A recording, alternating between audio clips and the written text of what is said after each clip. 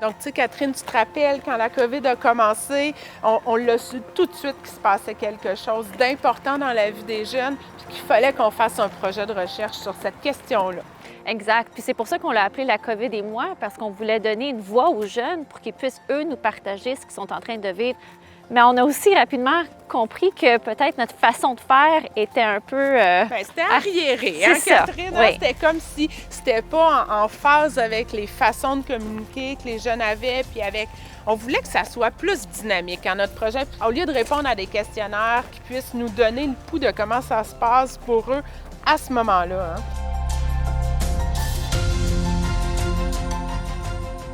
Hein. Moi, je m'appelle Henri et j'ai 14 ans. Je m'appelle Victor et j'ai 16 ans. Donc personnellement, je participe à la recherche La COVID et moi parce que je trouve que c'est vraiment une bonne façon de partager les outils et les solutions qui m'ont permis de passer au travers de la pandémie. Je pense que ce que j'ai vécu, ça pourrait apporter quelque chose aux gens pour qui c'est plus difficile. Puis ça me tient à cœur d'aider les gens. Le site est vraiment beau, super bien fait, très facile d'accès. Et je trouve que c'est bien parce qu'il y a vraiment c'est une bonne façon de justement partager tout ce qu'on a vécu au travers de la pandémie. La recherche s'intègre bien dans la vie de tous les jours parce que c'est super simple d'aller sur le site. En 3 clics, je suis rendu sur le site et je peux vraiment partager les émotions de tous les jours puis comment je me sens. Dès qu'il arrive quelque chose, je peux aller en parler. Et vraiment, dans les temps de la COVID et en temps de pandémie mondiale, parler, c'est vraiment important et ça fait vraiment du bien. Pour participer, c'est super simple. Donc, premièrement, il suffit juste d'aller sur le site La COVID et moi. Ensuite, il y a une courte inscription, une création d'un compte. Ça prend environ 2 minutes. Ensuite, il faut juste filmer 3 petites vidéos pour décrire soi-même et aussi son vécu et ses expériences par rapport à la COVID. Après, environ à chaque 2 semaines, donc 2 fois par mois, je retourne sur le site pour continuer à partager vraiment comment je me sens et qu'est-ce qui se passe dans ma vie par rapport à la COVID.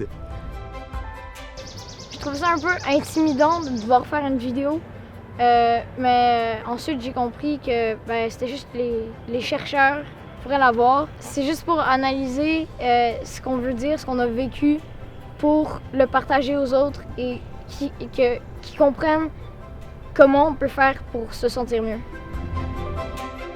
Donc, toi, qu'est-ce que tu as trouvé difficile quand c'est arrivé ça, la pandémie, ou encore maintenant? De ne pas pouvoir voir mes grands-parents, ma famille et mes amis. Qu'est-ce que ça fait de ne pas voir tes amis pendant une longue période comme ça pour toi? Ça fait que j'étais moins proche d'eux. Et en ce moment, j'ai plus vraiment d'amis du primaire. Mm-hmm.